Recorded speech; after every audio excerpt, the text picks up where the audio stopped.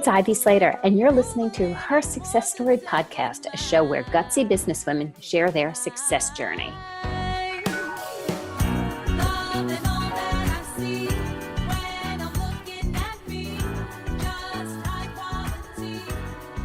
Hi, this is Ivy Slater. Welcome to today's episode of Her Success Story.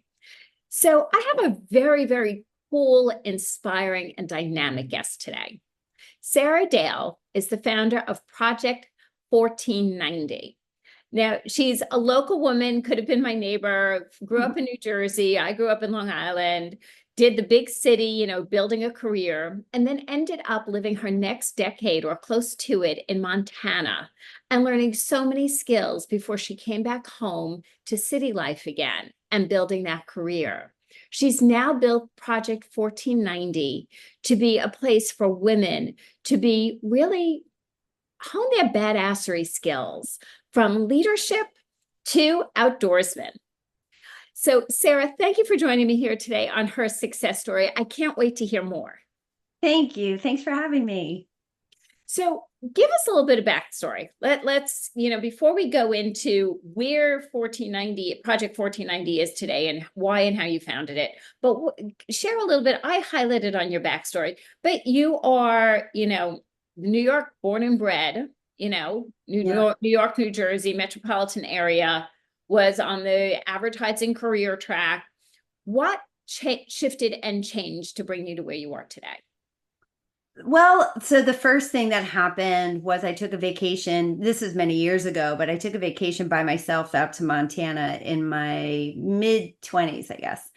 And making it sort of a very condensed story, I met some amazing people, married one of them, and they taught me so many things that I just never would have been exposed to if I'd stayed in, the city and kept on with my career. And so I was bow hunting and pretty extreme horseback riding and snowboarding and all kinds of stuff. And when I was there, I just felt like it was so empowering. And I really transformed who I thought I was. And, for a long time, I thought that chapter of my life had nothing to do with then coming back. I got divorced. I restarted my whole career. And, I just thought that they were very distinct chapters. But as I was sort of rising up the ranks again, I realized how much the well of confidence that I had that I could tap into was built out there, and from very, very different skill sets and capabilities. But I thought, if I could bottle that up and give it to, these other corporate women, city women, I think they could have a similar kind of experience. And then perhaps we could accelerate the rise of us in corporate a little faster. And so that's where it came from. And you're truly coming from a place of experience. You rose through the ranks at the Wall Street Journal. Eventually, you were at the C-suite executive level as chief revenue officer at a tech company. One of the only females in the C-suite. Yeah. So you're giving an entire whole background from, the experience from Montana to your leadership and everything you've risen in your career, taking all of those skills and giving it back to women through this project. That's exactly what I'm trying to do. It's like taking the ingredients from both my career and the things that I've learned, and quite frankly, the people that I've met who, are contributing to all of this. It's like, it's been wonderful. And when I was in the C-suite, one of my favorite parts of that job was leading the team, helping rising men as well. And I just couldn't imagine sort of a better, like what all those ingredients were for, at the end of the day. And that's turned into this Project 1490 for me. It's so interesting, in the sense of leadership. And to me, it's always about raising great people, really taking and seeing great people, old people equally. When you see a great person, when you see somebody with potential and the right attitude, the right emotional intelligence, the right people skills, to truly help them raise through the ranks and be the best they can be and see their dreams come true is so fulfilling. Absolutely. Oh, I agree with you 100%. And, when you see that in other people, you just want to fan the flames of it. You're like, oh, they've got so much. And they may or may not know, they may feel it somewhere inside that they've got, the potential, but a lot of rising women, they don't know how far they're going to get yet. They don't know if they're going to build all the right network and, have all the right skills. And quite frankly, the confidence, because that seems to be, a key point in where we tend to lean into more risks, more opportunities, negotiating better. All of those things largely come down to, the well of confidence that you've built. So to me, it's like, how do you fan the flames of that? You help them build their confidence. So let's talk about this. Let's talk about Project 1490. Okay. What inspired you to walk away from a C-level position, and say it's time? What was the catalyst there? Well, one thing was that once I'd had this idea for a very long time, and I just didn't know quite how to put it all together and make it into a something. And so once I kind of got the vision, it was impossible to say no to, because it's sort of finally, like, you hear about these people who are singers because they just couldn't help but sing, or they can't, they're writers because they can't help it. And it's like, so from one point of view, it was finally the thing that I couldn't help but do. And I've been in advertising for a very long time. The industry has changed significantly and continues to. And I was lucky enough to be a part of it when I was very young, and it was super fun. And it was all about relationships and and we used to do a lot of these things. When I was in Montana, I brought a group of 25 ad clients out to do horseback riding and fly Oh, wow. fishing. And it was absolutely fantastic, but that doesn't happen very often anymore. And, so it was time, I was less and less interested in where that was going, and more interested in maybe what I could create in the world. So tell me about Project 1490. Yeah, so it started with, being from a tech background somewhat. I started with an MVP and had my minimally viable product. And because the idea actually originated with doing a retreat. And I thought, how do I shrink this down to sort of test it? So we started testing it with the day of badassery. And that's just a one day. You come at 2 o'clock, you do archery, you jumpstart a car, you learn to tie knots, you chop some wood with an axe. Like, there's lots of different activities involved. And then we change for dinner. We get really dressed up, and we go into one of a glamping tent, because from my other little company, and have a real discussion around a career topic that's relevant to the group, and we help each other. And sometimes it's facilitated by a coach, and it's we have wine and charcuterie and all of that. And then we have a 3-course dinner cooked by a private chef, and Lovely. either in a glamping tent or now in our 200-year-old log cabin that we have for Project 1490. And that has been just a huge hit. So the premise of 1490 is largely based on this mix of, let's say, grace and grit. And it encompasses all the sides of being a woman. And there's the sort of grit part of it. I love the grace and grit. Yeah. Because It- that, as it came out of your mouth, I have to say, it's like, okay, that kind of sums up my life, my career, sandwich generation, working mom, yeah. running businesses. I was like, yeah, that the G&G, Grace and Yeah. Grant, I'm It's in. got to have both. And we are both, right? We So, are. We are the sum of both. yeah.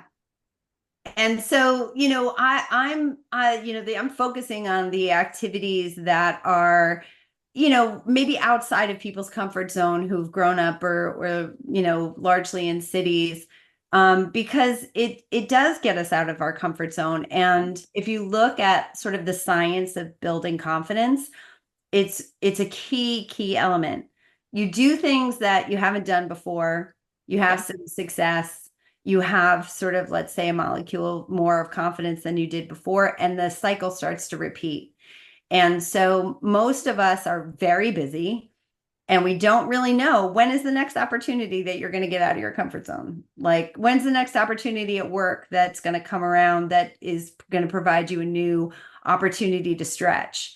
We don't really know, but if we intentionally create these experiences for ourselves, they actually can accelerate all of that.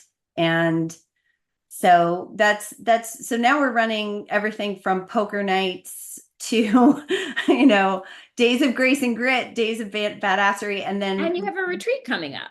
we do. It's October 20th to the 22nd, and it's in the Well, Berkshires. We're calling it Badassery in the Berkshires.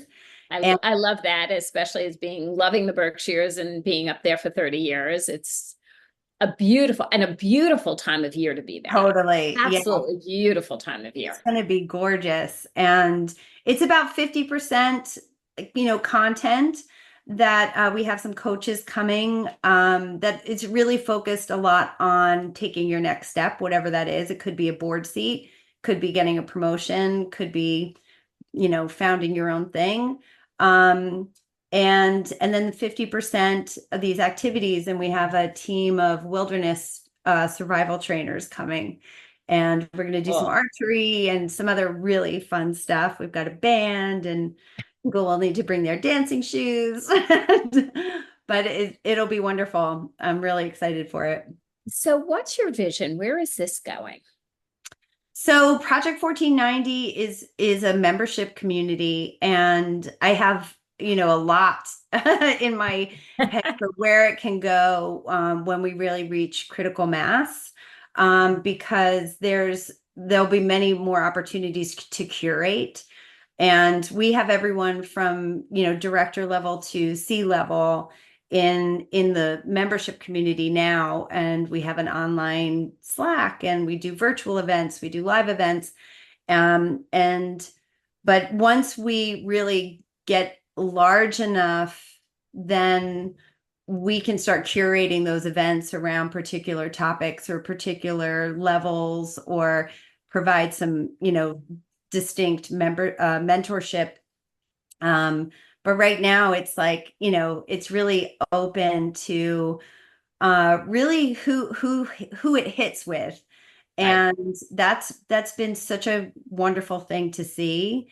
And, people join for different reasons, whether What it's, are some of the things people who've experienced it, what are some of the things they're saying? I'm always curious because it's always our perspective of yeah. how we build things, and then other people's points of view and perspective. And sometimes that surprises the crap out of us. It's so true, because when I started this and we started doing the events, I thought, oh, they're going to talk about how great it was to chop wood, or that they never, done archery before or something.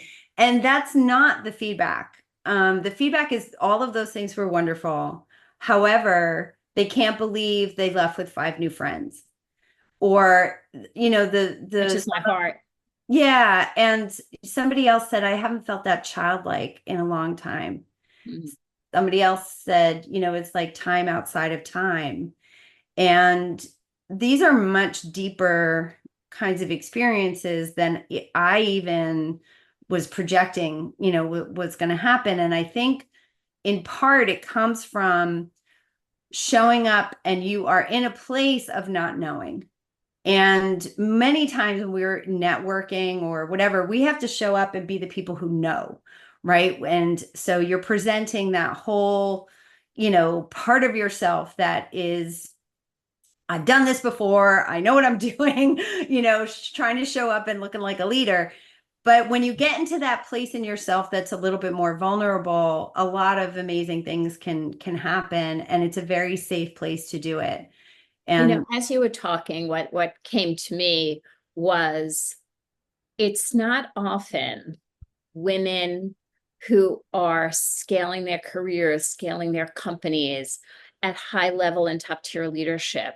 It's not often that we can allow ourselves to be vulnerable. yeah, We have to show, we're always working on building that in our confidences, which is what you're talking about, but we're not always feeling it right. as we're building it. And so we can't allow ourselves to feel or show vulnerability as leaders. And Yeah, it sounds to me like an incredibly safe space to be real and yeah, be your true self and share where you're vulnerable, where you're uncomfortable, where yeah. you're still growing, and continue to build the beliefs within yourselves. 100%. Yes. And I think that, you can say, all of that, which was beautifully said, and and then try to, I'm in a lot of other sort of Yeah. membership communities that has a hope of doing that. But I think what we've tapped into is that the activities themselves are are the vehicle to get you there. Because if you've never shot a bow or, held an axe, it's like that is the place that you're in. And then what I'm finding is it engenders the other women who are there to be incredibly supportive, because we have that in us too. And all of that is like this wonderful sort of spiral that happens. And you get the support of other people, and then we don't have all these layers on top of us of pretense while we're really engaging. So by the time the discussion comes around, people are getting real, and it's Fair great. enough. I like it. I love it. What has surprised you in building this organization? I suppose when I first started, I really just didn't know how well it was going to connect with other people, because sometimes we have a habit of feeling like our experience is just our experience, like it would be great for me, but like, and so I started by calling around to my network, and I called some women who I would say are indoorsy. and they before I ended the conversation, they had booked a flight to come. And Wow. I thought, like, I really didn't expect that. I didn't expect that kind of response. But it's really connected with a lot of people. And I think it has a really strong future in the more people that we can try to connect with it. I love that. Sarah, thank you so much for joining me today on Her Success Story. Thank you. This was wonderful. Thank you. Before we close, I wanted to ask, what is one tip or piece of advice you would give to women leaders for themselves? Because your journey is inspiring, is what you've done, you've always stepped into.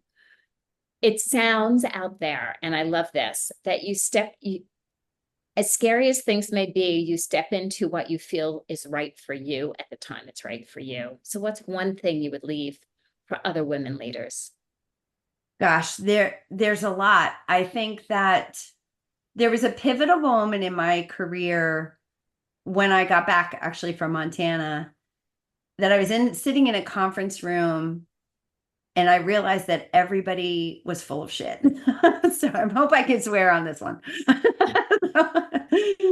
You'll edit Whatever me. works out there, we're Yeah. good. So, and it wasn't in a bad way. It was sort of more like, oh, everybody's guessing. Everybody is just just taking whatever the information is Yeah. that they have, and they are making the best guess that they can. Nobody really knows. And that was so freeing for me because I realized that if I got myself as educated, then my opinion and, was just as good as anybody else's. And so that was sort of what I tell a lot of like rising women, because I think that we think people who are more senior than us, tend to they know the answers or have the answers. And it's like, no, your opinion is just as valid as long as it's educated. And so going with your gut on those kinds of things, we don't have to second guess that so much. I love that. And a strong believer of trust in your gut. Strong, Yeah. strong believer of trusting in your gut. I think that's huge. Yeah, I agree. Sarah, thank you for joining me here today on Her Success Story. Thank you. Thanks for having me. This is wonderful. And listeners, this is what I always say at this point in the show. Take a deep breath and think about enjoying the conversation with Sarah and I today. What is the one takeaway that was most impactful for you?